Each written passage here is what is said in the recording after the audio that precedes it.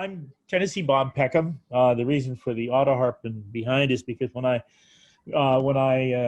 retired from teaching in 2013, I decided to become a bilingual songwriter, and that's what I've been doing largely. But I'm not here to talk to you about songs or songwriting. I'm here to explain to you that all of us as French advocates are about to face our toughest challenge, and that challenge is somewhat scary.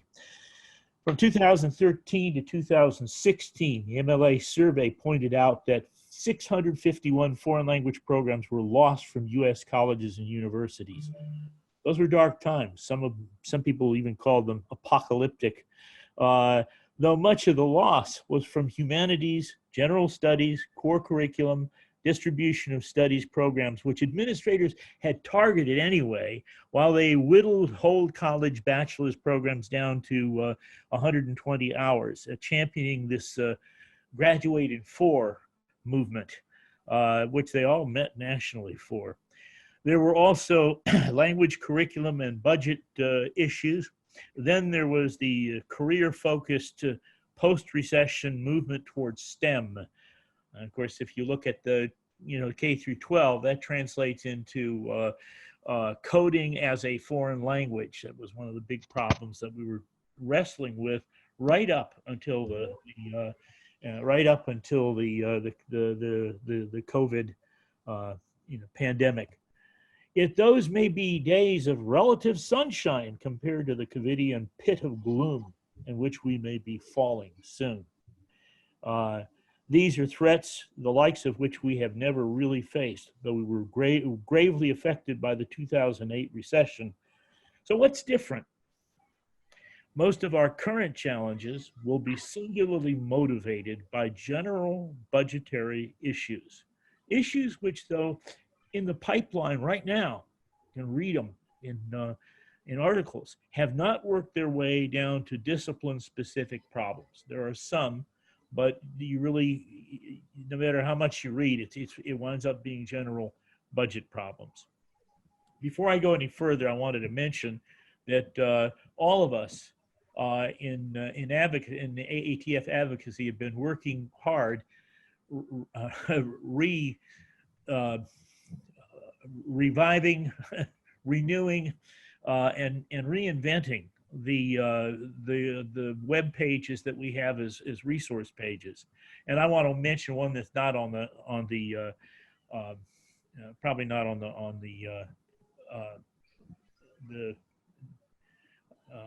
Bob, if it's the updated first responders, it's on slide 4. Yeah, it's on slide 4.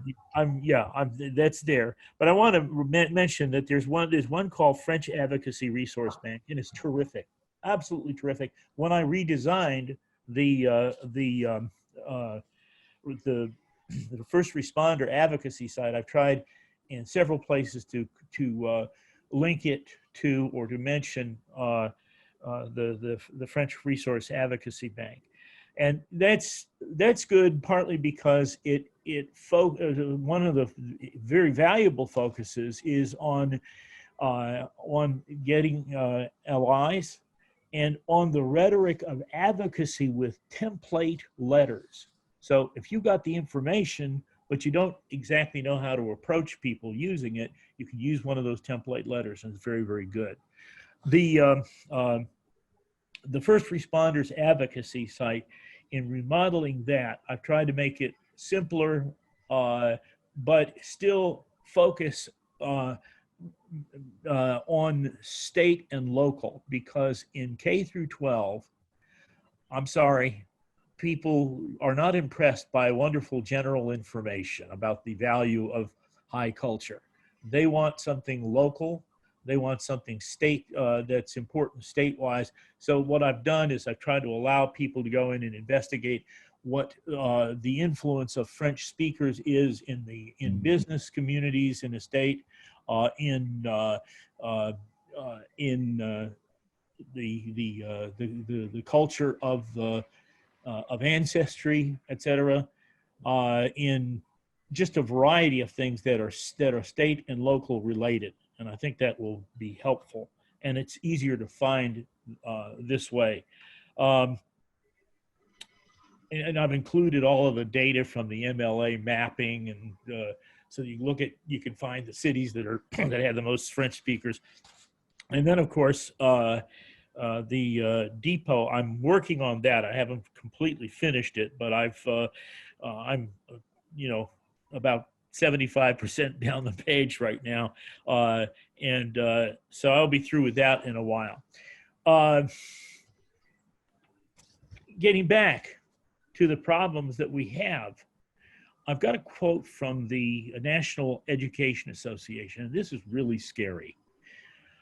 If the economic damage wrought by the coronavirus pandemic goes unchecked, whatever that means, unchecked, the nation stands to lose 1.89 million education jobs over the next 3 years, according to their analysis that was published just maybe 2 or 3 days ago. So getting to college expenses for COVID, colleges have already spent a lot of money for COVID. And I don't need, maybe I don't need to remind you, but I will articulate these things. Colleges have had to make refunds for room and board, fees, credit balance, parking, special programs, student travel, all when we sent them home to engage in online study. Rutgers University, a public university system serving more than 71,000 students, has spent $50 million to refund students for unused campus services such as dining, housing, parking, and as a direct result of the pandemic. Early travel back from study abroad. You remember when we sent them all off to France? Right? We didn't know they were coming back in February and March, did we? We didn't pay for that. They didn't pay for that. What happened is the university had to pay generally to bring them back early. So that's another expense. Prep for online learning. We all had to get prepared for most of us, for online learning. And let's face it, many language teachers had never engaged in that. And if you talk to language teachers like I do about this, there are still a number of them who say, well, you can't learn a language online. So you had to do something some training, some really good training to persuade them that it was feasible. There were expenses also for reduction of online tuition and fees. We know that online courses are more expensive than face-to-face courses, but the fees had to be equaled out. We couldn't send students home and say, you're not going to have the full college experience, but we're going to charge you extra because it's online. So universities took up the slack for that. Too many students did not, and still do not, have adequate internet connection or hardware. And in many cases, institutions had to give them laptops, notebooks, etc., and get them to a good connection. Lawsuits. There were lawsuits in a number of instances with a number of institutions which moved instruction online because students were disappointed and they felt basically robbed that they didn't have that experience. And those things are still in court. There is prep for remodeling of the campuses that are going to receive students back face to face. And the remodeling includes things like social distancing, spaces, the idea that, well, let's just take a class of 20 French students, for example. There'll be 10. They'll be socially distanced correctly, and maybe the class will have to be in 2 sessions. That costs money. In addition to that, masks, and especially for language students, I'm sorry, but I don't see a whole lot of good in trying to teach a foreign language mask to mask. So they're going to have to buy some other equipment in order to do that correctly. Well, they might as well zoom it up. Um, States lost money. Oh yes, students and parents who pay tuition may not have the tuition money because let's face it, with an unemployment rate of about 47 million, many people who live paycheck to paycheck are just not going to be able to pay tuition. All of this reduces college enrollment, and as it reduces college enrollment, it's going to reduce the number of French students. 16% of college students may be planning on a 2020-2021 year as a gap year rather than studying online because they just don't like it. And I'll tell you that there's a recent Top Hat survey that shows that no matter how hard we worked, they didn't particularly care for the online programs that they had. College enrollment has already had a decline of more than 2 million students since its peak in 2011. In fall 2020, it's expected to be down by 5 to 20%, according to a new report from the Fitch Ratings Group. Just in, well, recently just in, maybe in the past 2 days. There's a plan to release an executive order that would prioritize skills over college degrees in hiring by the federal government, which employs 2.1 million people. Tell me that that's not going to reduce college enrollment. I think it is. Pandemic online programs experienced an attendance problem with as many as half of their students enrolled. We're not talking about students who didn't have the right kind of computer or connection. We're talking about people who were fully connected, and half, in some places, half the students just didn't show up for class. Many graduating high school students may have experienced severe interruption of their K through 12 foreign language programs. My question, will they continue even if they go to college? Does this mean that articulation efforts are messed up? We're going to have to do something about it. International student enrollment will be down, and those of you who've worked with international students in connection with college programs know that they're very valuable, and it's going to be hard to see enrollment, international enrollment go down.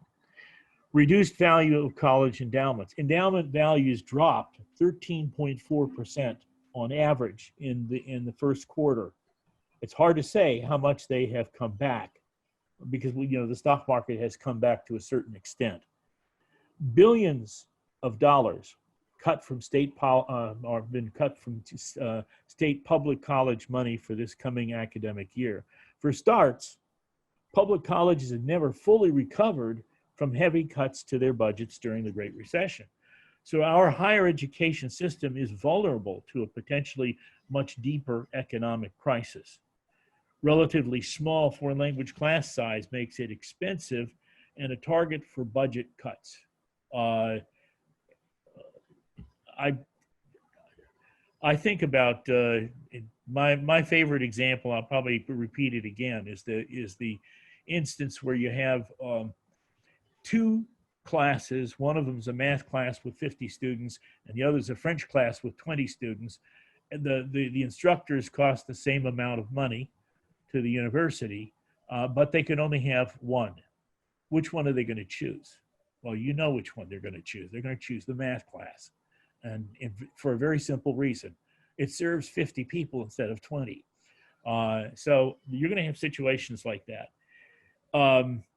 It's likely that foreign language classes this fall will require expensive, transparent masks, because I really think that there's enough research to show that it's very difficult to teach a foreign language when you can't see the person's face.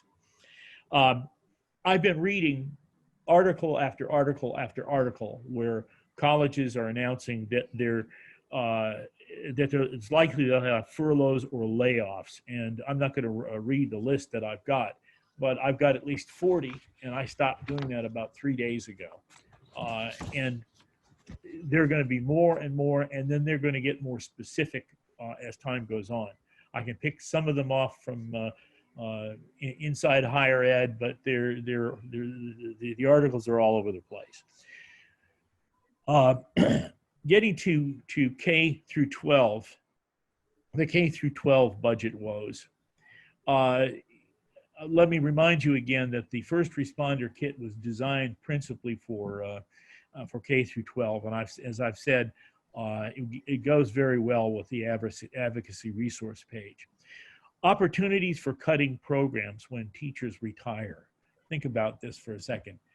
Think about those people you know who are teaching K through 12. There seem to be a number of them who are older and who maybe some of them who are right near retirement age. And they've just gone through a semester where they've had to do something very new and do something that may not have been that well received, and that is teaching online.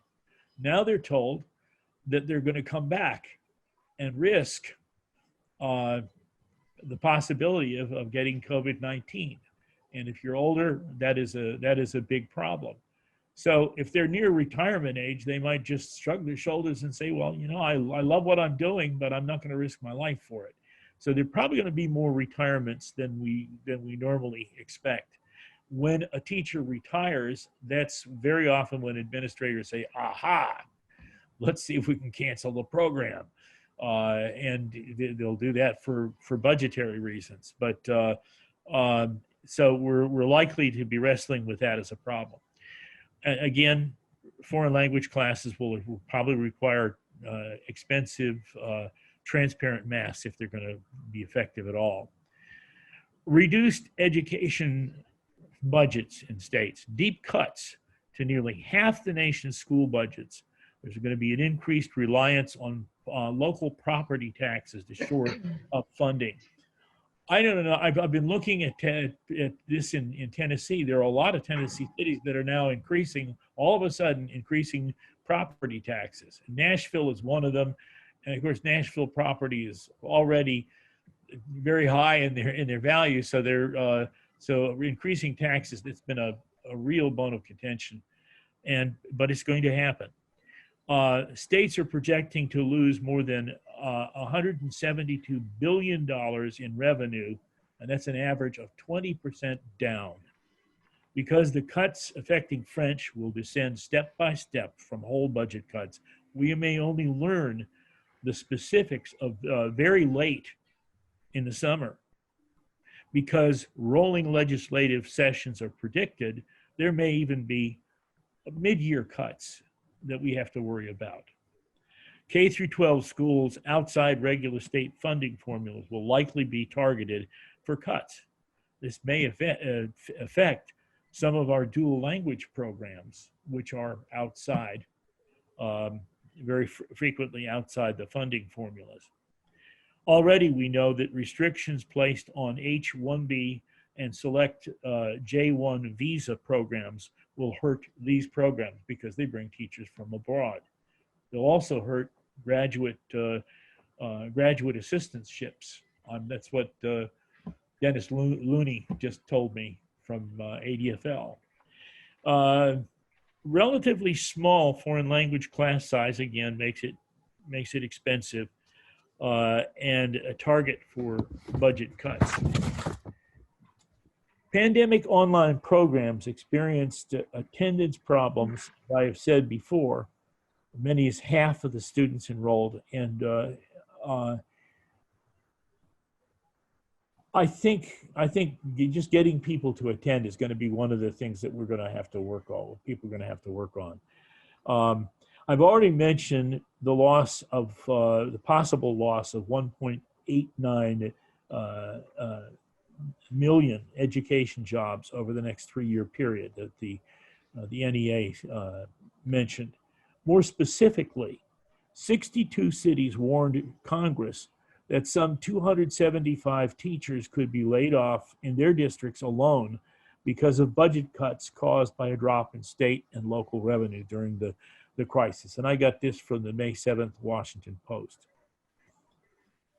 The third issue, and I'm not sure exactly what can be done about it, is a loss of real world contact.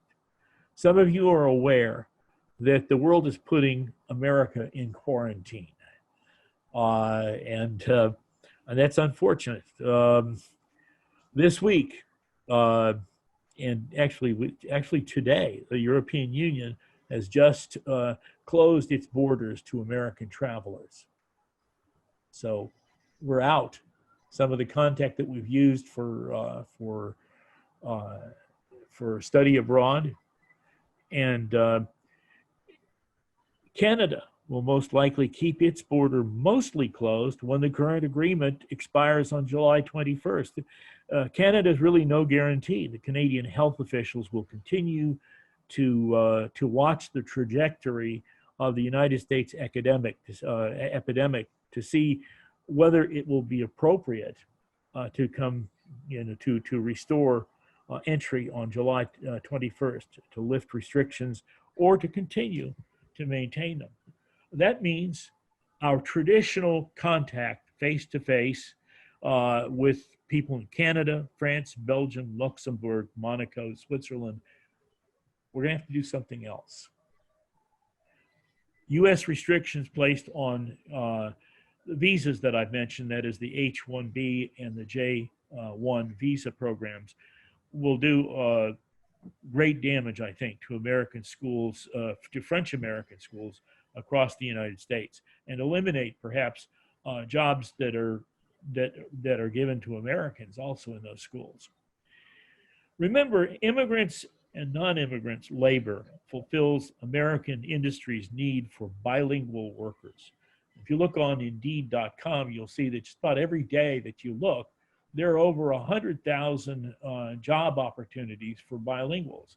We get most of the bilingual help from immigrants. And if they are no longer coming in the numbers that they've been coming, one of the things we can say is that colleges and universities are not producing the number of bilingual speakers that are needed, unfortunately. After September 11th, we practiced education abroad in a kind of a code orange world. What adaptations will we have to make in a world prone to subsequent viral infections? And there may be COVID. If we've been following things, you know that the next hog flu is coming along. What about the regional French-speaking communities that we have right here in the United States?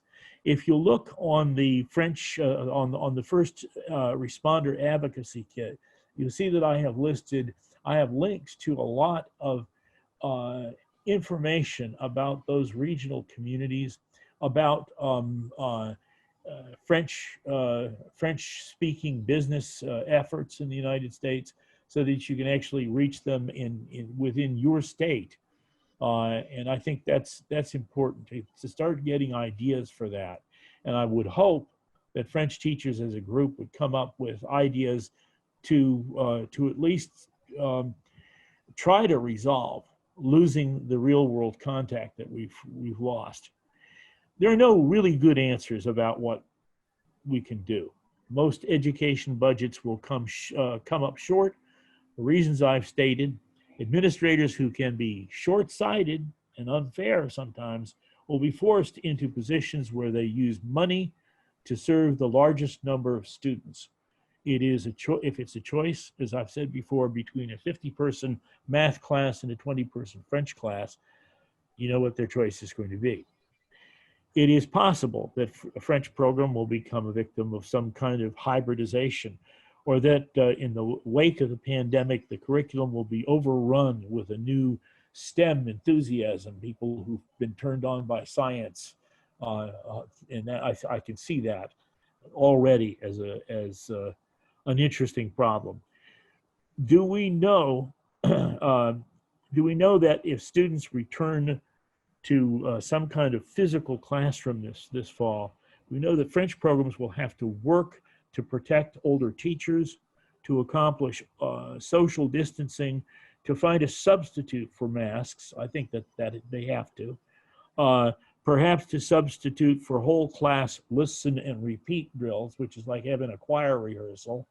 It's dangerous. and a way to accomplish safe group work. Your colleagues with lecture classes will not face these challenges, but you will. And how well you do it is going to be a big factor in whether your program still exists. Thank you very much. Sorry if I don't have the greatest news in the world. Thank you so much, Bob, for sharing your insights. And I too am a believer that we have to be realistic. And a lot of our realism now is that it is a new normal. A social change has taken place. I heard somebody say the other day during an interview on TV, the world changed and it changed all of a sudden. And I think that's very true. And so we do have to talk about this new normal. Bob, I want to thank you for really for sharing your insights. You have told us the truth, and I think given us some tools to work to think about these issues and to move forward. Now, I'm just going to continue our story. Yes? Could yes, I suggest this? I think one of the things that we could do is that using the great Facebook page and the Twitter accounts that you've Thank you. those should be the way to announce where there's trouble so that everybody can see it and react to it. And then use the resource pages that we've created to fight the battles if they can be fought. You know, I did just that actually yesterday on Facebook and Twitter.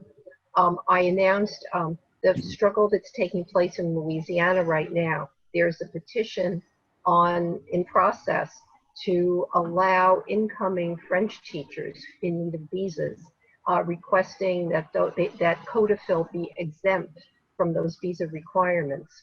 The thing, and I do that when I see, for example, articles that are out in the open and can be linked to. One of my challenges is a lot of our advocacy work is through conversation. A teacher will write to me and they'll say, we're having this difficulty, but please don't tell anybody. I don't want to get in trouble. I'm afraid of losing my job. And of course, those emails are kept confidential. We provide information. I'll even ask sometimes, you know, I want to copy my fellow commission members on the response so that they can offer their input. And sometimes the person will say, no, please don't, never mind. You know, I don't want anybody else to know. So I do share stories about where districts or states or particular programs are in trouble, but usually when they're publicly available, if they're in Inside Higher Ed or the Chronicle, or if they're in a local newspaper or media article. But a lot of our requests actually are in correspondence from individual teachers, and they're in trouble. They're under stress, and they're rightfully concerned about potential additional risk to themselves. But I think it's a great idea.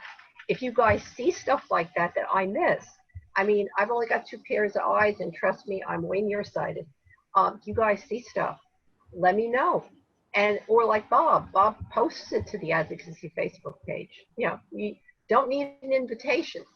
You know, just like I post things actually quite often to our colleague Karen. I don't know if Karen's here this morning, but our colleague Karen Sorensen, who's a member of the commission, has a great Facebook page, Language Issues and Advocacy.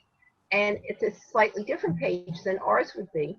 But when I sometimes see things that are advocacy and issue related, even though they're pertaining to French, I go ahead and post them, and she's been very hospitable, very supportive, very welcoming. And I'm sure she would be, you know, for all of us present here today. But Bob, I think that's another great idea. Get the word out, let people know where the problems are, where they're beginning to happen. And then, of course, hopefully, people will be willing to discuss them too. If you see something like this and you have an idea, or you know another detail about what's not in the story, you can add it. And if we can get people to think about it, then already you've got a number of things that could be part of a solution. Mhm. And I think honestly, solutions are driven by data, by being well informed, but they're also driven by the heart, by the support that we give. Okay. So what I may say now is going to appear, I'm sure, slightly routine. Bob has just really given us a lot of serious, profound things to think about and hopefully to act upon. But this is actually the official session of the Commission on Advocacy. So here's a link explaining why we're here, which I'm sure you all know. But just me being me, I feel it's important to include it. And I want to thank Jane for making this morning possible. She has been heartbroken that all of her work in Trois-Rivières ended up being for naught. But she made the right call, absolutely, when she made it. The borders are still closed, and I'm so happy today to be here with all of you, including Jane, albeit by Zoom. It's not quite as good as face-to-face, but, next best thing. This is the abstract from the program.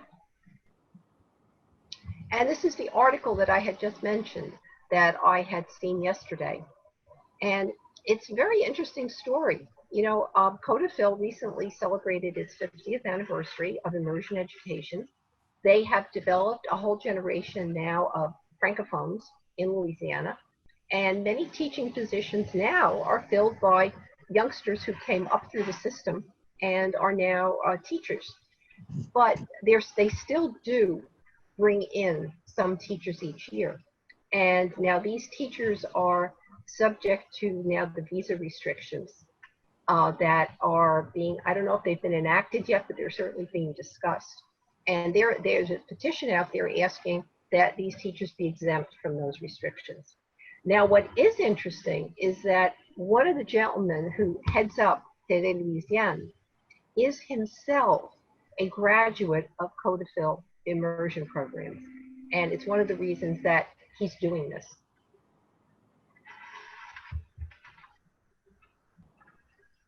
It's a KATC, which has the tagline, News from Acadiana.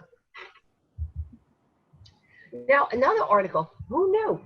We think about Louisiana, we think about New Orleans, we think about New England, but we think about South Florida. But who knew? My hometown is the Capitale Méconnue de la Francophonie, an article that appeared in the Petit Journal, and there are about 80,000 francophones right here. And, I'm not at all sure that those of us who are francophone and francophile in the Big Apple perhaps have the profile that maybe we should. Unrecognized capital of the francophonie in the US, of course. And I was impressed. I personally did not know that francophones were so numerous in New York City. And now I'd like to talk to you a little bit about who we are. That was so much for just two current news stories that really struck my interest strongly. But I have a list here, and I'd like to really give a shout out to everybody who serves on the commission. You are absolutely a great bunch of people to work with. You are all so knowledgeable, so dedicated, so experienced, so professional. You have so much heart. I can't tell you. I send emails day and night on the weekends to commission members asking their advice, their help, their insights, asking them to do things with me, and they never say no. And I ask them to write letters, and they never say, well, no, I'm really too busy, I don't have time. They always do it, and they do it willingly, and they're always willing to help and to come out and support. So I really would like to give a shout out, and these members are listed in alphabetical order. So please don't tell me that, Eileen, please don't tell me I put you last, that I love you least. You're originally a Jersey girl. You went to Montclair State like I did. So Yeah, please, you're tops as far as I'm concerned. But give a shout out to Catherine Taranda, who I think is here today, Anne, Sister Mary Helen, who appointed me originally to the commission, Bob, our founding chair, and really a source of both wisdom and data, Karen, Margot, who is, I believe, here today, and Eileen, who I see on my screen right now, another Jersey girl like me. So thank you so much for another great year. You are the best group of people I have ever worked with. Now, what do? We advocate generally for French and foreign language learning, not especially French, specifically French, but French language learning exists within a framework, a context of multilingualism, and of the fact that language learning and knowledge of other cultures is not only good for you in every way, but it honestly makes your life a lot more interesting. We advocate very specifically for at-risk and endangered French language programs, whether they are brought to our attention by local AATF colleagues, sometimes not even. I've had foreign language teachers of languages other than French write to me and tell me about a program in their school that's at risk. So emails come to us, and they come to me often, but to other members of the commission as well, who then share them with us. And we advocate. We ask, how can we help? We ask, do you need information? Do you need talking points? Can we write letters to decision makers? Also, we ask, have you reached out to local and regional AATF people? Because obviously, we're not on site. We're not necessarily local to all the programs that may be at risk. Hopefully not, I guess. We are also, all of us, engaged in research, writing, professional engagement. I know I see so many of you at conferences. Just recently at NECTFL, I attended Sister Mary Helen's presentation. It was wonderful. I saw Rebecca Blue Wolf. I think I saw her come in this morning to the group. I saw Rebecca speak at ACTFL in November, and then again at NECTFL just before all of this happened. Who knew, attending our Northeast conference, that was going to be our last face-to-face in-person meeting for a while? Okay, what do? Our goal is to increase learning and also use of French language, and to encourage cultural learning. It's not all about the history and the literature, great as they are. It's not all about the cheese, which I adore, but it's also about French language and culture around the world. I mean, my own personal experience from childhood on with French language and culture actually has far more deeply been Quebec involved rather than France. But it's all part of the Francophone world. And what they share really is so much. And what is different is some things. Now, it is more important than ever. Like Bob said, the impact of the COVID-19 pandemic on learning and budgets. It's not just the budget. I mean, that's important. And frankly, decision makers, administrators, governors, political officials, board of ed officials, university presidents, are often their decisions have to be budget driven. But it's also had an impact on learning. I know in my own case, and I teach as an adjunct, but I know I was barely getting to know my class. We had just had our midterm. We just kind of coming together as a group, starting to talk to each other about French language and culture. And all of a sudden, we never saw each other again. I mean, we saw each other on Zoom, we saw each other through Blackboard, through email, but that was really it. And I feel bad because for me and for the students, I mean, I don't think it was quite the same for them being online. And it certainly wasn't the same for me. I'm an incurable optimist. My goal is always to win students over.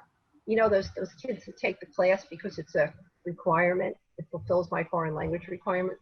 I always secretly hope that maybe if I try hard enough, I'll make them someday want to go to France, want to actually take French or take more French. And the COVID pandemic has had really a terrible impact on learning.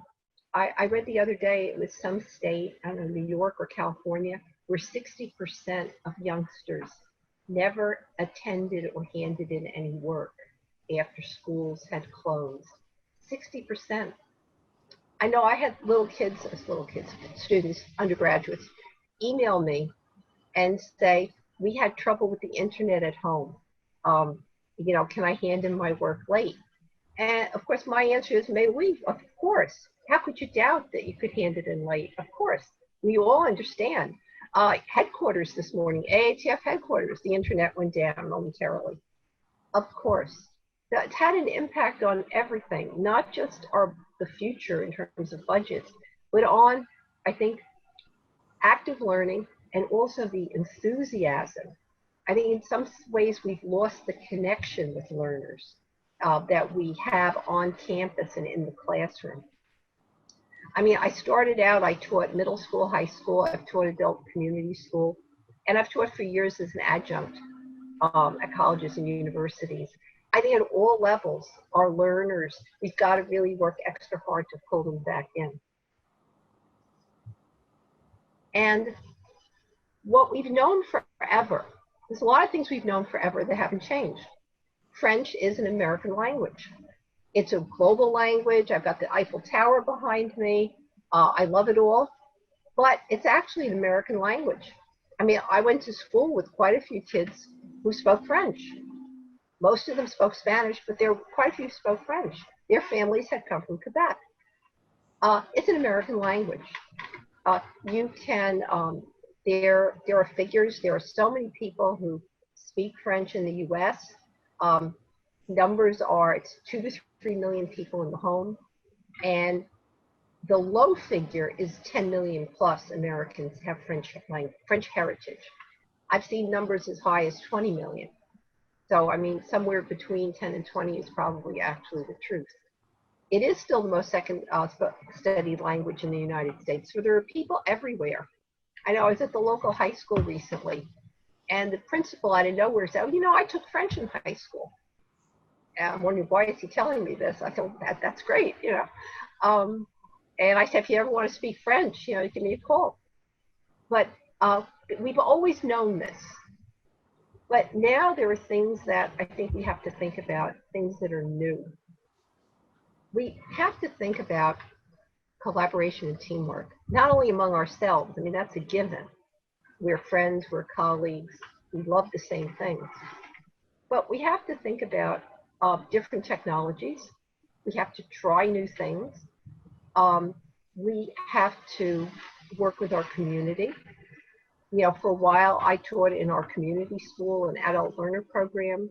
More recently, I've been doing a French conversation group for not for adult learners, for anybody really, through the local public library. We have to be out there talking about French. We also have to really take that step of, and I hate to say this word, political action. And I don't mean politics, in the way that sometimes it's just too much, but social action. We have to be out there trying to persuade like-minded individuals maybe to give French a try or to support the French department when program cuts come up before the faculty senate. We also have to be willing to talk to politicians. We have Language Advocacy Day once a year, but there are 364 other days. We have to talk to a political candidate if we're at a local gathering or if a political candidate comes around campaigning. We have to talk to them about what's important. And we also obviously do have to lobby. When necessary, we have to be willing to go to a Board of Ed meeting or to attend a town hall meeting on our campus, or even to call a congressperson's office, even if we're just talking to a young aide, make that point about French and be willing to confront people. If they tell you, well, you know, I took French, but I don't remember anything. Well, we have to talk to them where they are. They've had a negative experience. It's our job not to say, oh, well, you're wrong. But it's our job to try to say, but you know, not everybody had that experience. It's unfortunate, but there's a lot of good out there, a lot of great teachers. They're the majority. They're the 99%. However, we knew all of that. But now what we don't really know are the economic challenges in the wake of COVID. All I hear about, people I talk to, it's unemployment, illness, and death. That's what's around us. You know, death, we have to pray to the Almighty. But the other challenges, the economics and the unemployment, that is also, as Bob so eloquently said, is going to really affect our landscapes now and in the fall. Or the fall, I'm hearing all this talk. It's a scary place. I don't know how public schools are going to operate. I'm not sure how our campuses, our colleges and universities are going to operate.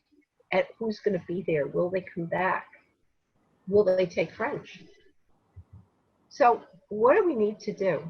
Well, I think it's important to work with language stakeholders. We need to talk to students. If you're on a college campus, by all means, talk to the SGA, talk to the student, the editor of the student newspaper, talk to student leaders, talk to faculty leaders. We need to talk to our communities. If we have communities of speakers of second languages, hopefully perhaps of French, and employers, people who use other languages in the workplace. And there's more of that than we realize in the United States. We're an incredibly multilingual country. Foreign language knowledge is so practical. There is not a single day that goes by that I don't speak a language other than English. Now, granted, it's not always French, but it can be, and it is sometimes. Use technologies, as Bob talked about. And then I think it's important for us to really make sure that we are in alignment with the current French government campaign. In 2018, President Macron launched a campaign to support French. And there are 3 pillars to this campaign: learning, communication, and creation. And while we touch all 3 as teachers, we especially touch learning. And I think we're doing a wonderful job, or I really do. And I think the professional associations from ACTFL and MLA on down to the local level are well organized, energetic, very professional. But I think the part of communication and creation is interesting, because that may start in the classroom, but it also can transcend the classroom. And I think we really do have to be out there, not just using language for communicative purposes in the classroom, but really getting out there and talking to people, having those meetings, crossing those building those bridges. And creation, the creative arts, the creative and performing arts, I think now more than ever, they're key to our, not only our survival, but to our well-being, socially as well as personally. And those are areas where we can really, I think, reach out and get more support. We can support others, but also bring them to support us. Now, partnerships. That's honestly, expand those partnerships. You know, I know you're all doing a lot. All I can say is do a little bit more, because things are so incredibly, I guess the nice word to use would be challenging. The true word to use is probably scary for everybody.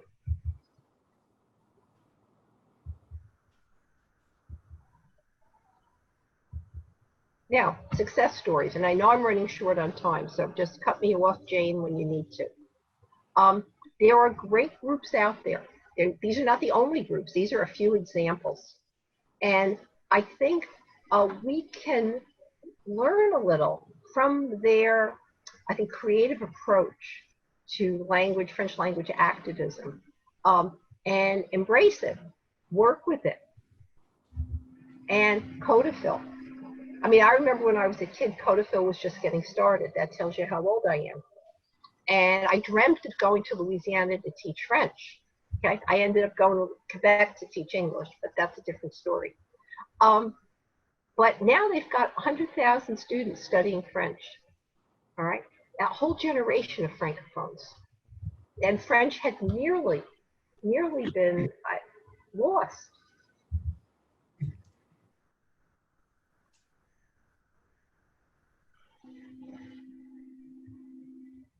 Now, this whole thing really is about the rebirth of French, whether it's local French or standard international French. But there was a great article in the magazine France Amérique about the rebirth of French in Louisiana, and they've done quite a few articles on Louisiana. Most of them are available free on their website. You don't have to be a subscriber. Okay, we're just up the road from New York, New Hampshire. New Hampshire is really, I think, a great success story. I got to visit there for the very first time when I went to Newell to present in 2019.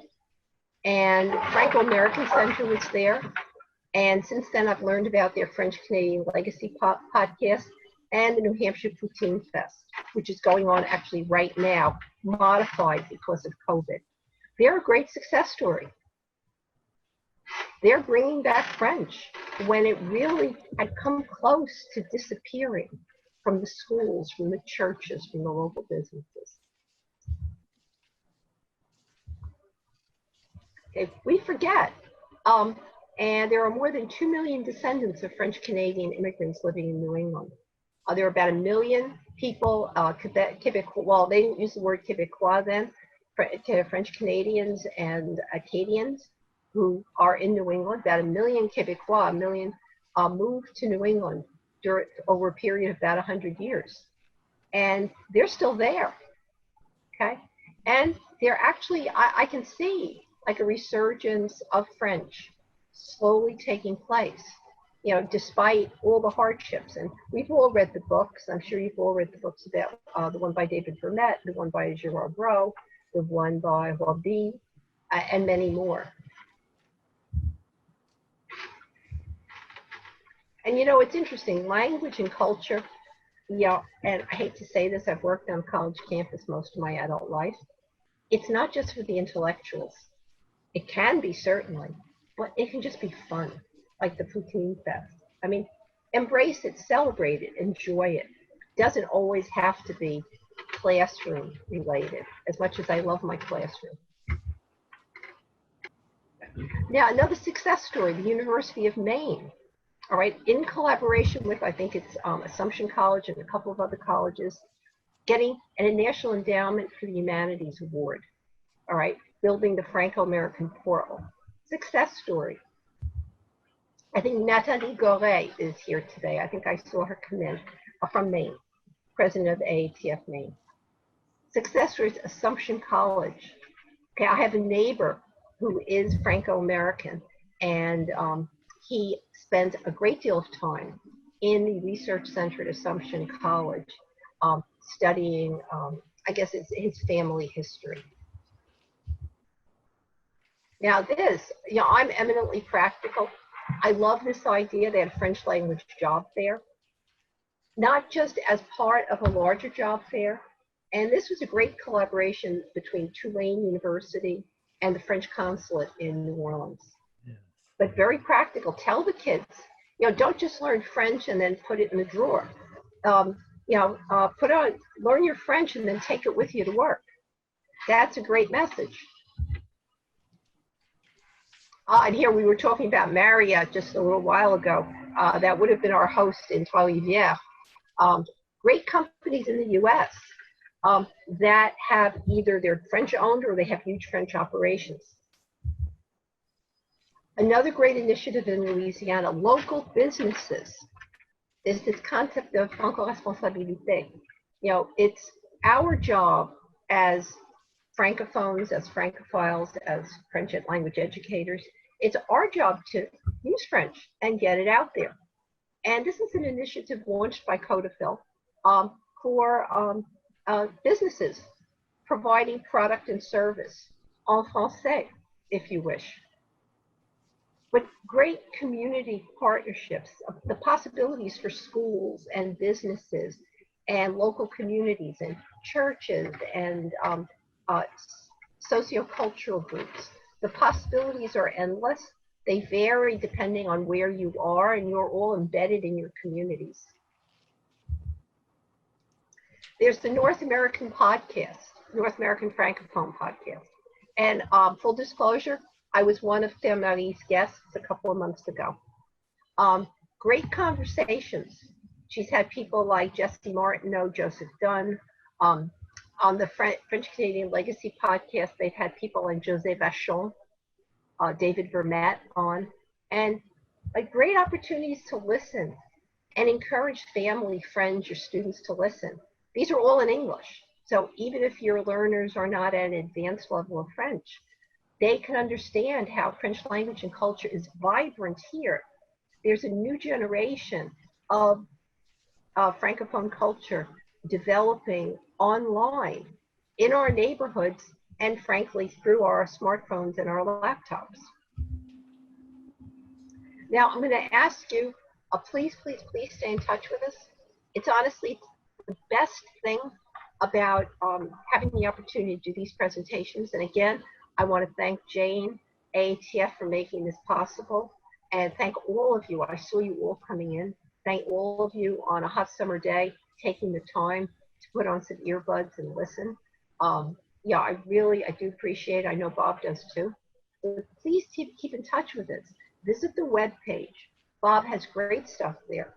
Visit our Facebook page and our Twitter feed. And frankly, if you want things, if you know of things, if you want to share things, please tell me. I'm more than happy to get the good word out there and also news of potential risks, because it is so much easier to fight a risk when it's like off in the distance, like barely on the radar, not when it's in your face and the budget meeting is tomorrow and honestly the decision has maybe almost been already made. My email is kathysteinsmith@gmail.com, and I know you have Bob's. Bob's is, correct me now, Bob, if I'm wrong, it's bobp@utm.edu. Yes. Did I get it right? See, Yeah. I email Bob so often, I know his email without even seeing it. But please keep in touch with us. Look at what we're putting out there, and please talk to us. Well, welcome to you all. Rebecca and I wanted to start our session by just giving you a little bit of a break. We've been here for over an hour now, and we're sorry for those little problems in the beginning, but we wanted to give you a chance to participate a little bit and answer this question in the chat box. What is your favorite part about teaching French? We'd love to have these responses so that we can use them on our webpage. Did we tell you that we have a new webpage? and a job board? And we hope that by putting these comments out there that we understand then that you're offering us the possibility to publish them. So we want to thank you for that. So again, the question is, what is your favorite part about teaching French? I'm Eileen Walvord. My background is that I'm a retired teacher. I taught at the high school level, and I live in Illinois. And Rebecca, you're there. You want to just introduce yourself? Sure. Bonjour, good morning. Thanks for joining us in this discussion. So I'm Dr. Rebecca Mongoleal. I teach at Elmhurst University, and I'm thrilled to be here. Yeah, this is one of my first experiences with Zoom. I was on sabbatical in the spring, and so I have not yet explored the world of online teaching, but rumor has it that I will be. Yeah, we won't be surprised about that, will we? This is just so exciting for us because, well, it's a subject that's dear to our hearts, obviously, teacher recruitment and retention, but also to reach a larger number of people. And we're so glad that you're here and that you want to hear about this. Also, we want to collect information from you, as I said, as your like the comments that you're putting in there. Appreciate that. So I'm going to start out with this big red apple. I chose this big red apple because obviously it's a symbol of teaching, but also because you, in these last 3 months, you have done this big job with the big challenges. And what I'm amazed about is what you have accomplished. You have accomplished something absolutely amazing. And that is that in these last 3 months, you have succeeded in lifting the level of respect, approval, and admiration for teaching, for our profession in this short period of time. And I say that because you might remember just not too long ago that this is what we were hearing. Teachers don't deserve their pensions. Oh, the education system is broken. And of course, teachers are the problem. And in terms of world languages, Rosetta Stone and Duolingo, obviously that's the answer. Well, much has changed since then. And so much has changed because of you and what you have done. So during confinement, there you were doing what you do. Many of you had to actually find your students, never mind connecting with them and engaging them, you know, in a situation that was, I wouldn't say hostile exactly, but you were forced to do something abruptly and to change so much and to meet new needs in your students. But you did it. And guess what? People were watching. And I saw this quote, "Teachers deserve to be paid $1 million" on Twitter. I was back in late March when parents were realizing what this distance learning was going to be about. And they were watching and they were appreciating what you did. We saw you all on Facebook standing out there with signs when kids would graduate, and everybody knew what you were doing. And so I think the message that we'd like to get across today is that this is a carpe diem moment. This is a time to seize the moment. This is a time to actually recruit our young students to become French teachers because we have this people have newly rediscovered what they always loved about teachers. The approval and appreciation of teachers is high.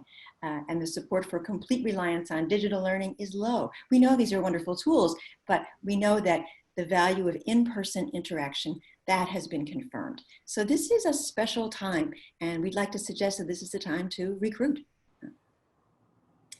But some of you may be sitting there thinking, wait a minute, we're losing programs, and Bob explained what's in store for us, and we don't take that lightly. But this is something that we've been dealing with in the commission and thinking about for a couple of years. And the thing that's difficult about it to kind of wrap your head around is that there's two things going on at the same time. Yes, we are losing K through 12 French programs. And I must preface that with what we're talking about here is K through 12. The situation in higher education is quite different and dire, and Bob has laid out why and this is happening and how it's happening. But in terms of K through 12, we've been watching, this has been going on, that we do lose problems due to low enrollment or low interest, mainly on the part of maybe administrators. But at the same time, we're getting the information that we're losing programs due to the shortage of teachers. And what's so odd about this is that sometimes we're losing programs and losing programs because of low enrollment and the shortage in the same area. I'm going to use the example of Maine also. Maine was already mentioned, and I know Natalie is here. Several months ago, maybe 9 months ago, I was talking online with a teacher, a French teacher in Maine, who said, I'm losing my job because my program has been cut. And we were talking together, and at the same time, almost the same time, I was reading an article in a local Maine newspaper, but online, saying that Maine had a shortage of French teachers. And so one thing I should mention is that the teacher that I was speaking with did not have the ability to change. She could not move to another community. And that's clearly a problem because they're not exactly in the same place. But the bright side perhaps to that is that young people coming out of college, they're starting their career, they're much more flexible in terms of making sure that we get them to the right places. And one way we can do that obviously is a job board, and I'll show that to you later, that we do have on our webpage. Oh, but I mentioned this quote below of Natalie. Natalie and I were talking on email just recently, June 17th, and about a project that I'll mention to you later. And just, you know, at the end of her email, she just added, completely unsolicited, right, Natalie? We do need French teachers in Maine. So the need is there. How we square that with what we've just been hearing, from Bob is difficult. But here's what this is what keeps me up at night, as they say. In our presentations, we often have a slide for sure about the decreases. Decreases in French students taking French in college. Decreases in French students majoring in French. Decreases in students choosing to teach and study education so they can get certification. But the one that's really problematic for me, and I think it's important to say now at this juncture, is that there are colleges and universities, mostly colleges, small colleges, are sometimes dropping their certification program. So you can't get there from here.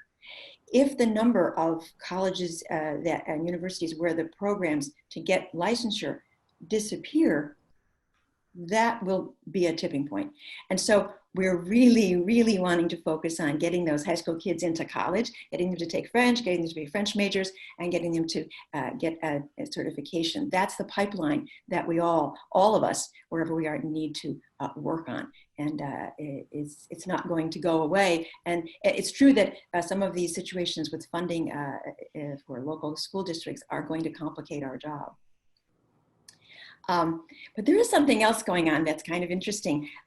There has actually been a growing realization that K through 12 teaching is a recession-proof job, that it's a stable career. And this, there was the Great Recession was so devastating to so many families, and not even maybe being able to send their young people to college. But the recovery has been very, very, very, very slow. But there is this realization that relative to other jobs, it is recession-proof. And I'd like to just show you this article.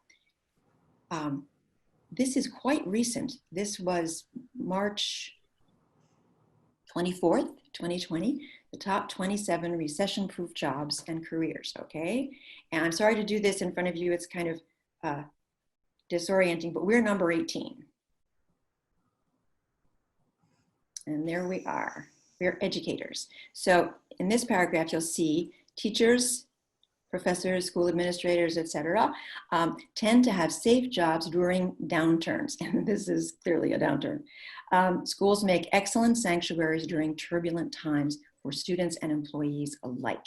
So Eileen, we can't see the screen that you're sharing with us. Oh. We can see your PowerPoint slide, but if you've opened the link, we can't see that. Huh. Wow, I don't know how I might share that with you. Try minimizing the PowerPoint and see if it shows. You need to click on the stop sharing what you are sharing and then reshare that. Thanks, Audra. There's that. Okay, now share this. Aha, thank you. Stay tuned, Audra, so I'm gonna do this again. Thanks, Rebecca. So now I'm going to make you dizzy. We're going down to 18. Well, let me just show you the name of this article is the top 27 recession-proof jobs. Okay, down to number 18. There we are. And here's that paragraph I was telling you about. Teachers, professors, okay, tend to have safe jobs during downturns. Schools make excellent sanctuaries during turbulent times for students and employees alike. This next paragraph is also interesting for us. Mentioning that, the coronavirus outbreak and many won't return for the rest of the school year, which we know. Salaried employees such as teachers and administrators continued earning paychecks, however. So I think that's the thing we can say. We can sell our profession, our career, because in fact, relative to other jobs and occupations, we do have stability. I don't mean to minimize the fact that I know there are teachers in other parts of the country, but many parts of the country where they don't have, like, their bargaining rights have been taken away in many ways, right to work states, that kind of thing. But again, relative to other professions, parents want to know, is this going to be a good career choice for my child? This is another article. I won't show you the article, just the picture, because that would be too complicated. But I have some arrows here. This is an article that talks about how some professions, some occupations are just simply going to disappear or largely disappear due to robotics. And so parents want to know, well, if my child chooses a profession or an occupation, is that job going to be around in the future by the time they finish their education and we finish paying for it? And you notice the one on the bottom is for secondary school teachers. That orange bar indicates the number of people who are not likely to be replaced by robotics. So in the secondary school one, it's almost completely covered. The black is the number of people who have that job. And then above the other one, you see that elementary and middle school teachers, again, much less likely than a lot of other professions to disappear. So we are in a good place. They know we're important, and we are in a good place. And there you are. We know that teachers are now appreciated. We're essential in our communities. We are essential to the learning process, and the job we have is recession-proof and will be there in the future. So that's the position from which we are, and it's a strong one. But those are some like practical things about it, but our job is so much more than that. There are so many other selling points that we have, these personal and social advantages. So I'd like to show you the webpage that we've been working on. This is let's get rid of these other little pictures here. So I can see it.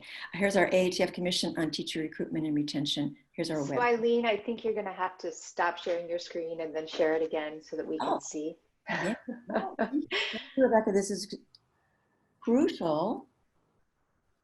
Oh, to the web page, you mean? Yes. Oh, that's a shame. Let me see if I can manage that. I will say it's well worth the wait. This is quite an impressive webpage that Eileen and company put together, again, while I was on sabbatical. So it was a wonderful surprise when I was able to get in and see how many resources it has. I'm just not sure about this. Hold on. Well, let's see if I can view this. You go back to the share and you say stop sharing, and then you share a new one. Right. So I've got to, I have to get back there. Hold on one sec.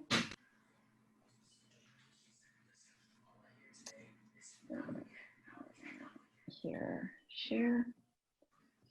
There it is. Okay, we'll have to minimize some of this sharing I was going to do. Okay, there. Now it should be seen. Yes? Yes. Okay. The AHF Commission, over there we go. This homepage has a couple questions on here. Why should your students want to teach French? And these are about the advantages of teaching French. About social value, I just wanted to mention that you know, our students are idealistic, and we want them to be idealistic, and we want them to keep that idealism, and want them to know that when we're talking to them about our profession, that they know that we have a profession that is meaningful. And what could be more important than knowing that what you do each day, and when you get up in the morning, that you have a profession that is meaningful. And what we do, I think a lot of parents might think that we're still doing just conjugations, but we know that's not true. We're sharing socially positive values, and what we have as French teachers is all these things: acceptance of others, other cultures, pursuit of social justice. We've been able to get inside another culture, many other cultures, using the language, understanding the way people think, how they act, and how they see us. I know you know all this, but the question then is, do our students' parents know this, that this is what this profession is, and are we sharing this with them? The personal value obviously is another one. All these advantages, what this means to us, our lives, that what we do every day is increase our own language skills, that we are immersing ourselves in our own, what we enjoy. And some of these, I think that people might not be aware of, I'm not sure that we're articulating them, is that, and Rebecca is there. Rebecca Blue Wolf, I heard her speaking yesterday. I know you're out there, that when you chose to be a French teacher, you didn't want to sit at a desk. You wanted something where you could be on your feet and you could be engaging others, and you have the freedom to express your personal style and creativity. And I'm not sure that the public realizes that. And that's something that we can share with our students, that's what we have. We have interaction with an endless variety of individuals. On that same page, I just wanted to show you, well, I can do it this other way. You see these items here at the bottom. We have some videos that are a lot of fun. And some of you who are here are in these videos. These are videos I love teaching. This is something that Martha Balo, Vice President and a member of our commission, curated. She recruited all these people to do these videos. Oh, there's Audra, who just is helping me out with the technology. And there's Martha herself, some other members. John Shee is a member of the commission and is very, very, very helpful with the web page and lots of other ways. And there's Uriel, I know you're here. There you are from California, and Regina Simons. I think a lot of you know her as the president of the National French Honor Society. I wanted to just have you here. This is Fanny Clon. She's in my chapter. I just wanted to hear her. This is the kind of testimonial that can be used with parents, with students. Oh, that's going to be the same problem. Can you see her? My name is Fanny. Yes, yes. Mm-hmm. Can you hear her? I'm a high school teacher. Yes, there is sound. In Chicago. You have to put your volume up. One of my favorite things about teaching French is being able to show my inner city kids the world, figuratively and literally. So for the past 18 years, I've been able to take students to France. And these are not your typical sightseeing tours. I actually established an exchange program with families in France, a school in Normandy, and every year for 2 weeks we have French kids who would. I think you get an idea of it. So those are some of the things that you'll find on the webpage.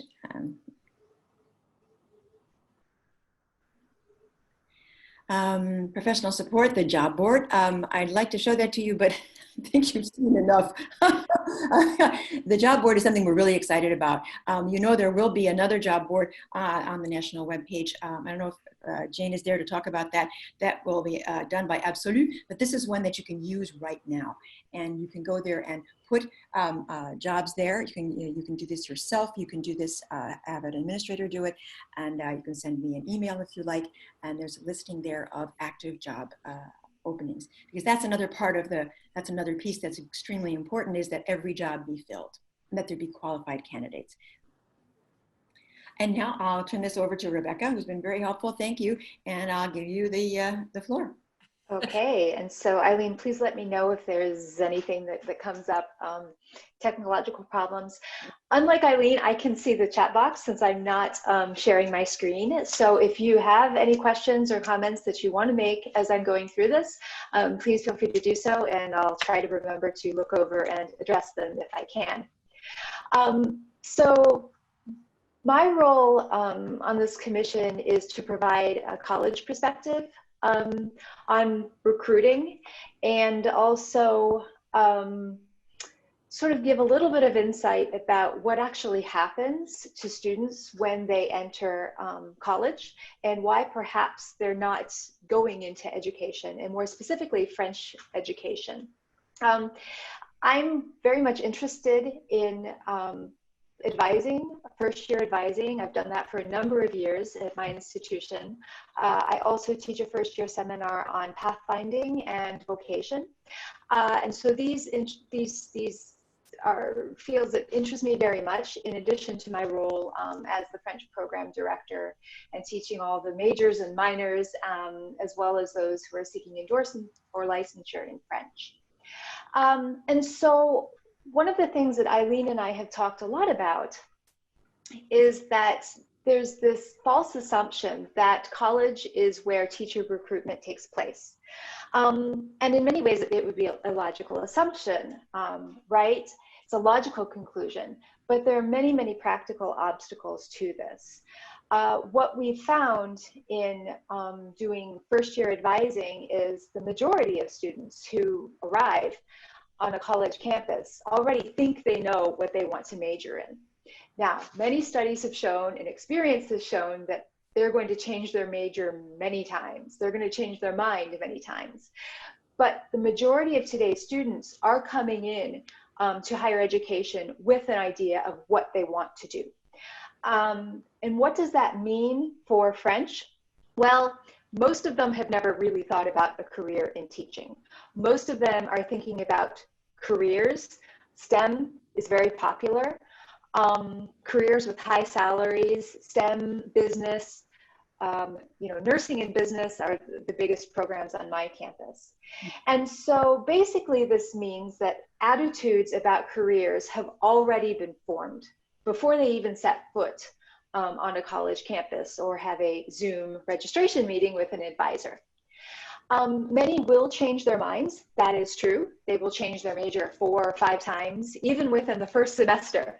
I do those change of major forms all the time for students. But the big issue in education is it may very well be too late to fit in the courses that they need, because students understandably want to graduate on time. They want to graduate within 4 years. Many want to graduate within 3 years if possible. They're coming in with AP credits. They're trying to take summer or January courses because they want to keep that tuition bill down. And so the idea of tacking on education later or switching majors to education later may not be feasible within their 4-year plan. Education courses are intensive, and many require study away programs. So it's not something that you can just easily switch to, unlike some other majors. An area that we have found success in is recruiting existing education majors who can perhaps switch to a French licensure or add an endorsement to teach French. So we want candidates whose central focus is French, and so this kind of a recruiting strategy may have its weaknesses as well. One of the difficulties that I've encountered in recruiting in the French program in general or for French education majors is identifying students who took French in high school is becoming extremely difficult. In the good old days, several years ago, students would come in and they would physically take a placement exam in our language lab. And then I would sit down and I would chat with them. And that was a wonderful time to say, you took 4 years of French in high school, that's great. Have you considered French or have you considered teaching French? We no longer have those face-to-face interactions, and institutions are increasingly using online placements and online advising, which is not face-to-face contact. Many students, in fact, don't even take those online placement tests. They simply don't think that they're important or necessary to them. And institutions that are very much concerned about getting students enrolled in classes are not penalizing students who don't take the placement tests. So what does that mean for language programs? How can we even identify students who took French in high school as possible candidates for recruitment in the general program or in the education program? Okay, next slide.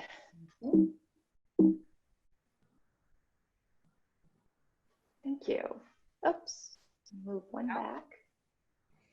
Sorry. There we go. So you could be asking yourselves, well, what can I do? Perhaps you're a high school teacher, middle school teacher, perhaps you teach in higher education.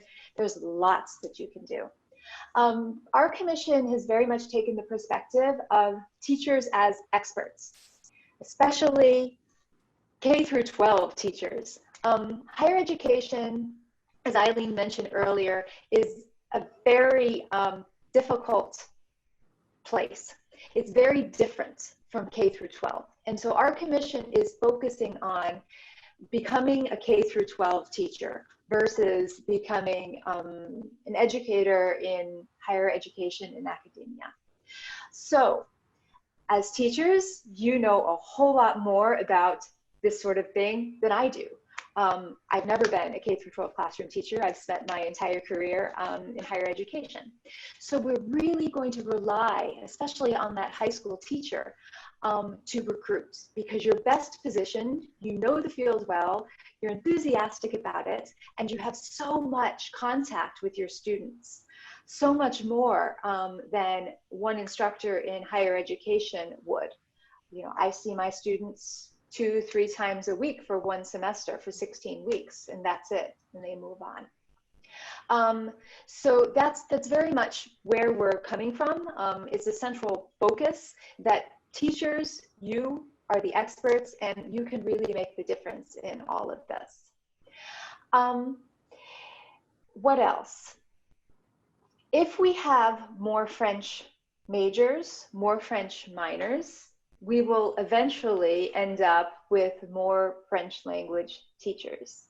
That the idea that advocacy in the French program in general is not a separate issue from advocating for French education programs. The more students I have taking French, perhaps will major in French, and then I can suggest, hey, have you thought about becoming a French teacher? That being said, it is much harder to change attitudes after the fact. So students come in to higher education with some preconceived notions about what it means to take French, to study French. They may have had some very positive experience with wonderful instructors in high school, and perhaps they had some negative experiences as well. And they're going to bring all of these in. And whatever their attitude is towards French, it's going to be very difficult to change. So what you do in your classroom today, face-to-face or virtually, really impacts the course of their educational trajectory in French. So please encourage, cultivate as early as possible, because what you do and what you say now really has a substantial impact on students as we go along. Just going to look at the chat very quickly, make sure there's anything. Yeah, the seal of biliteracy is an interesting point. From my experience with students, one of the things that I've noticed in the past couple of years when students come in with the seal is they think they're done. They think that I'm bilingual now. I don't need to do anything more. I have my seal, see?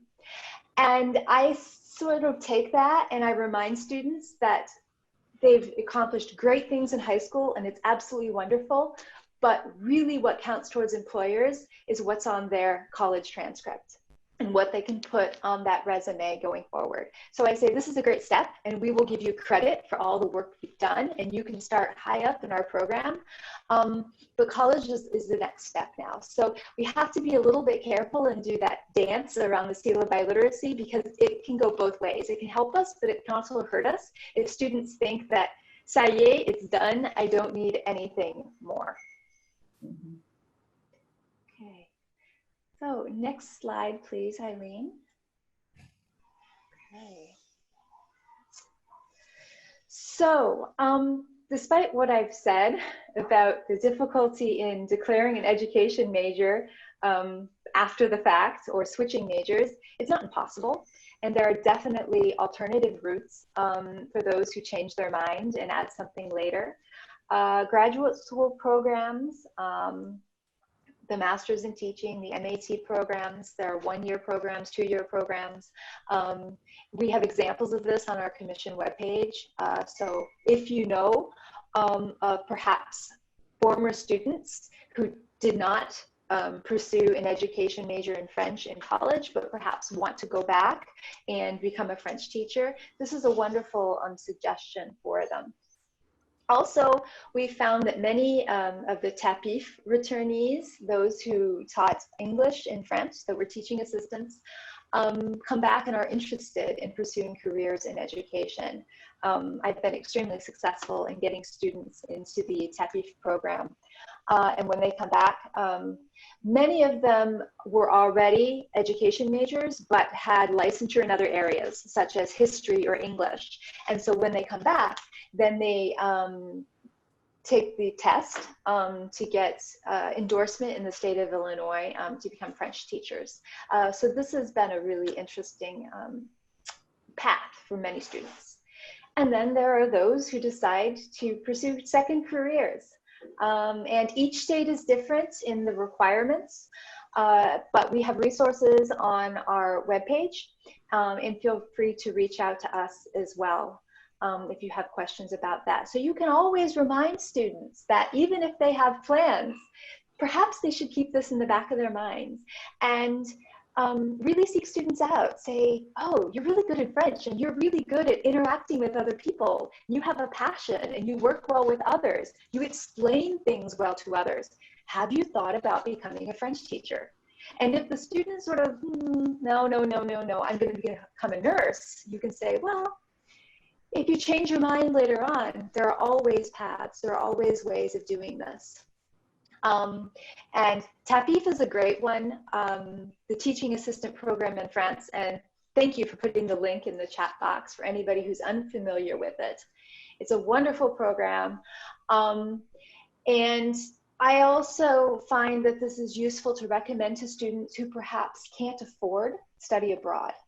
And we're seeing this increasingly with students. And that's why my institution does not have a study abroad requirement, because perhaps for family reasons, personal reasons, students have to work. Study abroad isn't necessarily feasible for all students. But this teaching assistant program that they can complete after graduation is a great way of getting in that study abroad experience without having to pay all of the fees or not being able to work. So now back to Eileen. What Rebecca just explained to you about, how the students do form their attitudes about what kinds of careers they might be interested in at an early age. And so in terms of recruiting for high school students, I want to give you a couple strategies and a couple of resources. And the first one is the most obvious one, and the easiest one is just to tell them. We're talking to them all the time. And I know that when your students leave your classroom, they know you are passionate about French. They know that, he's just crazy about French, or she's just passionate, that's her passion.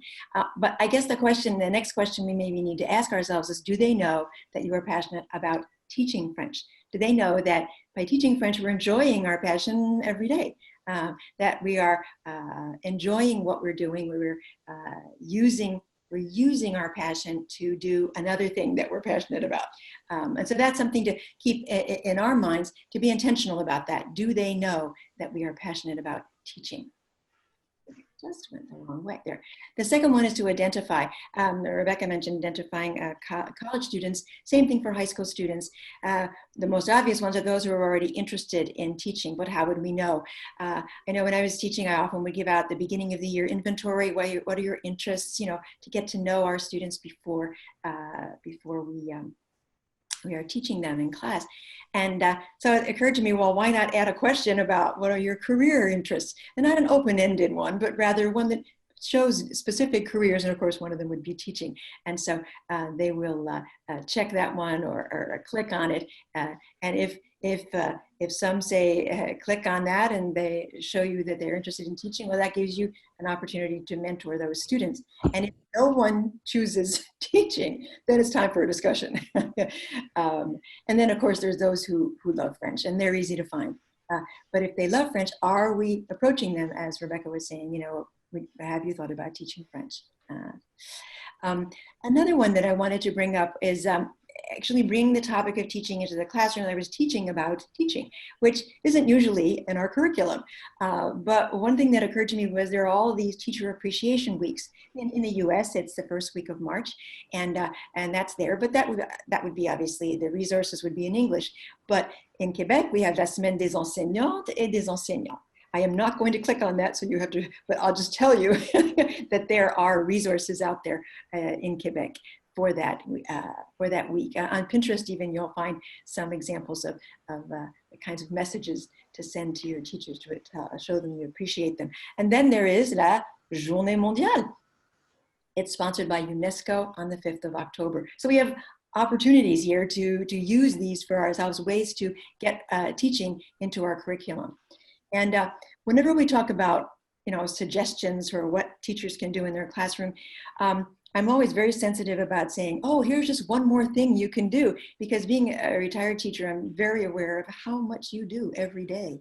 And so the idea that I would like to throw out is to take something that you already do, an activity you've already created, something that's already there, like the Teacher Appreciation Days in Quebec or in la Journée Mondiale, and use that. So one thing that occurred to me was every year for my juniors, the first day of class, they would be paired with another student randomly, and then they would interview that student, en français bien sûr, and they would take a little selfie of themselves, the two of them, and write up an introduction, and then of course introduce that student to the class, and then to be a bulletin board with their photos and their work. And so why wouldn't something like that, that maybe you're doing on a regular basis, become mon prof ou ma prof préférée, for example, on one of those holidays? If the interview would obviously be in English, but the other elements of the activity would be in French. And then it would actually be visible in your school. Then you're making French visible in the school as well. A lot of teachers do greeting card activities for various holidays. Well, that can be turned easily into a teacher thank you, teacher appreciation. And I think some of you are probably aware of, there's a couple websites, you know, Dromadaire, which is French, and Cybercarte. The electronic cards are right there, and they can send those cards to their teachers. It could be anything, you know, an infographic, an essay, a poster, a teacher job opening, whatever. You're only limited, of course, by your own imagination and things you already do. So I was wondering if you'd be willing to go into that chat box and think of, does something occur to you that, oh, I could use that activity that I already do, and put that in the chat box. That would be great, because we can use that in publications or on the website to give those ideas to other teachers. But the real reason that we're suggesting these kinds of activities is the preparation that goes into those activities is in the discussion and reflection. You know, having students think about, well, what qualities do I value in a teacher? Who's my favorite teacher, and what kind of qualities do they have? And the obvious question is, do I have those qualities too? Advantages, disadvantages, and then what would it be like to be a French teacher? That sometimes I've seen essays on that quite a bit. So the real value is discussing, obviously, the career. And then, of course, there's the unit on careers, the métier, that I imagine most of you have done at some point and do it regularly. I was going to show you something, but I won't. This is ACTFul. It's an interesting project. There's a teacher, Michelle Bach, at the University of Connecticut, who is doing a project, and that's when I was talking to Natalie Goré, trying to get some teachers to help this out. It's a translation project. This Educators Rising, these are, I think there's 10 modules.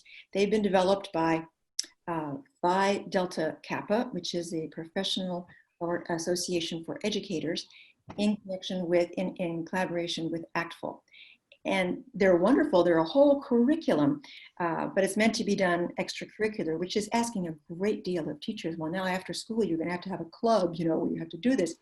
But Michelle had the idea to translate them into Arabic, Spanish, and French. So these will be available hopefully by the end of the summer. And if you're interested in participating in that, I'm sure she'd be happy to have more people working on that. So then it would be en français. You wouldn't have to worry about that.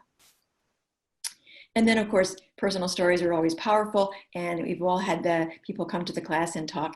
Recently, I went and talked about teaching French in the schools where I taught, the 2 schools. But now it's interesting that the coronavirus has caused many, many problems and terrible suffering. At the same time, there are things that now we can do that we couldn't do before, or wouldn't think to do as easily. And of course, those former students, colleagues, or retired French teachers can be invited into your classroom through video conferencing. And that can be another way to inspire interest in the profession. And back to you now, Rebecca.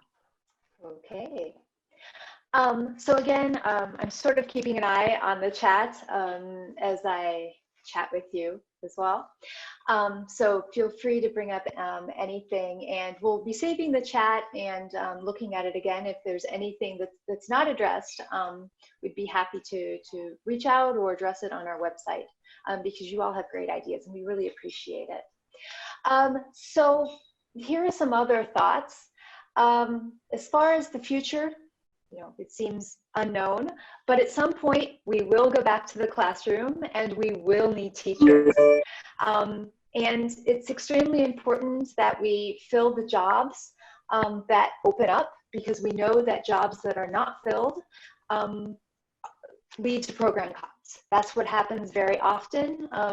They try a little bit to find somebody to fill a teaching position, but when there's no candidate, that's when the program can get cut. So it's really important that we start to think about the future, because it does take several years teachers to train them and put them in the classroom. So we do need to be thinking ahead, despite everything that's going on right now. So meaningful dialogue between secondary and post-secondary levels is extremely important, and I think that the AATF has a wonderful role to play in that. I had never really engaged with my high school colleagues before I became involved with the AATF. And so strong partnering and intentional collaboration, those are our key words in looking towards the future. Because we need to work together to increase the number of students who are taking French in college. We need to work together to increase the number of number of students taking upper level French in high school.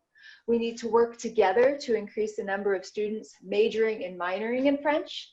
It's one thing to just take French in college, but it's a different discussion when you're trying to convince the student to major or minor in it. And then ultimately, we need to increase the number of students who are choosing French as their career. Some of the things that we also need to address are the issues of why students aren't enrolling in French after leaving high school. We can't just ignore that problem, because it's a serious problem that we have. Since 1990, there's been a 34% drop in higher education French programs. I suspect that it's going to be much more significant than that in the next year or so. It is having an effect on high school programs, and it will have an effect on high school programs in the future. And as I said earlier, there are just so many bumps in the road for the college-bound students, and the majority never arrive at the destination, which is my French program. Because once they arrive in my French program or my colleague's French program, then yes, we can mentor them and advise them and get them on the path to a career in French. But if they don't arrive in our classroom, in our offices, there's not much that we can do. Advisors, parents, students, teachers, high school French curriculum, there are so many different players in all of this. And unfortunately, so many of these players also turn students off to continuing French in college. So we have to be mindful of that, even though it's difficult to hear. High school teachers can cultivate a culture where there's the expectation that students who are enrolled in high school French will continue in college. Again, the seal of biliteracy is wonderful, but we need to point out that, yeah, this is going to help you place in higher level French in college, and this will help you finish your minor or your major sooner. So high school students and teachers can work together to explore how to major in French in college. High school teachers can take their students on campus visits, give them assignments where they can report back on their dream institution. They can research some of the places that they're thinking about going to college, and they can say, well, these are the French classes that are offered at the institution that I want to go to, and these are the classes that I'm really excited about taking. They could email the French professor at the college of their top picks. There's just some activities that can be done in the target language within the high school classroom that would help cultivate this idea that you will continue your French studies. Because the teacher shortage in the US, combined with the drop in French enrollment in higher education, is quickly becoming one of the greatest threats to French language education in the US today. And so we have to have that meaningful dialogue. We have to have those strong partnerships We have to have intentional collaboration, because otherwise French language education is in danger of becoming exclusive or specialized or even elitist, because French language education may only be accessible at the largest institutions for the privileged few. And we don't want that. We want it to be open, accessible to all. So as educators, we really have to work together to alleviate the threat. Innovative curriculum, resilient curriculum, extracurricular strategies. We've got to be modern in our initiatives and really meet the needs of our typical student profile and our typical student population today. You know, our students are going to go to local liberal arts schools, they're going to go to large state schools, they're going to go to community college. We have so many minority students who are taking languages. We have students with lower academic skills. We have students with disabilities who are taking languages. But all of these students can most certainly continue studying French in high school and may even become excellent, excellent French teachers. Who knows? So we really have to be inclusive in our approach to all of this. We have to rebrand French. We have to give our students this set of tools so that when they start their college careers, they have all the tools that they need. But that requires buy-in among all of us, all of our actors together. So we really have to cultivate this atmosphere where we have mutual understanding, collegiality, and cooperation. And ultimately, this should help students choose teaching French as a career, because it's a wonderful career that hopefully we all enjoy very much and want to share. Okay, so next slide, please. So some of these things I just touched on, but what are some examples of secondary, post-secondary partnership? These are some things that I've tried, I've seen done either in my chapter or in other chapters across the US. Campus visits are time intensive for all people involved, but they're extremely successful. And they have a really strong and lasting impact on our students. So if you can partner up with a local institution, and whenever we get back to face-to-face interactions, visit a college campus in person with your students, that's wonderful. There's really, you know, no substitution for that. I've done that. I posted high school students on my campus, not selling my campus, but selling French, studying French in college. In the current environment, this can certainly be done virtually, and perhaps is even easier to arrange virtually, having that Zoom meeting, Zoom advising, you know, zooming in on another college level classroom. So think about it. High school visits, having college students or perhaps even college level instructors come visit your classroom. Again, this could be done virtually in the current environment. And when we get back to face-to-face interactions, again, that interaction is meaningful for the students. Joint events are also really important. Online events, you could do a trivia contest, all sorts of partnerships wherever you have college students who are interacting with high school students, and they can form this bond, and this mentoring and informal advising can occur. And that's important, and it's effective as well. And invitations to cultural events. So if you are an instructor in higher education and you have a cultural event on your campus, invite local high schools. You know, students can come with their parents. Instructors can even perhaps offer extra credit for attending some of these. In my classes, I require my students to attend co-curricular activities in French. So having any kind of an interaction between the different levels, between peer interaction, so between high school and college students, or perhaps between the instructors and the high school students, or even between the French program and parents, is really going to be key in changing this perception. So I will turn it back to Eileen. There's just one other thing we wanted to mention, and that is about you're at the chapter level. Rebecca and I and Martha Balo, who's the vice president of the AATF. We're all in the same chapter and all on the commission. And so we've been trying out some things, on a local basis, to see how they work, and then hopefully be able to recommend them to others.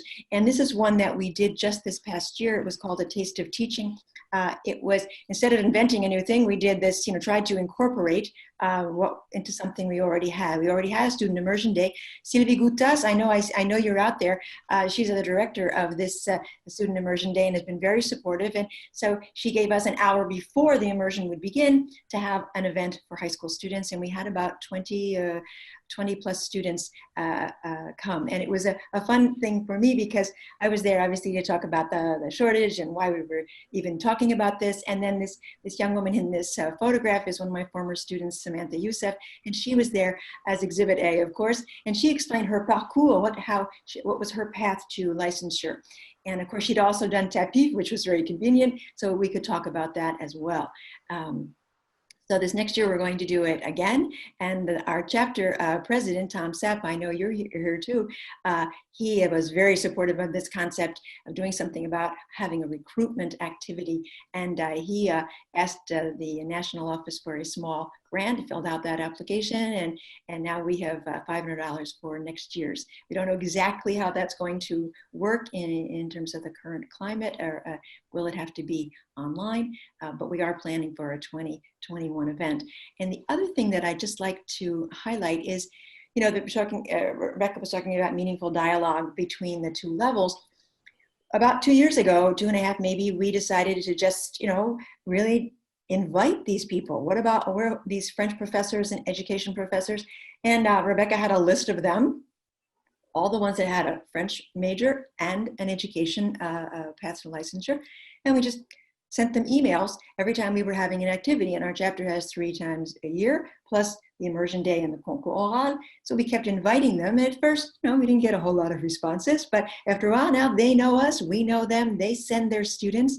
We're giving them an opportunity to show their students what teachers really do, like on Saturdays for professional development, and give them opportunities to work with high school kids at the immersion day and the concours oral. So that has been been really rewarding to see that we can work together. We do know each other, and we're supporting each other's programs.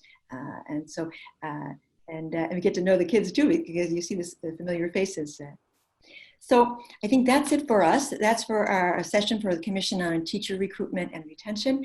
And I want to thank you for being here and for sharing information, because we need that information to share with each other. And so thanks very much for coming. I think we're done. Thank you all.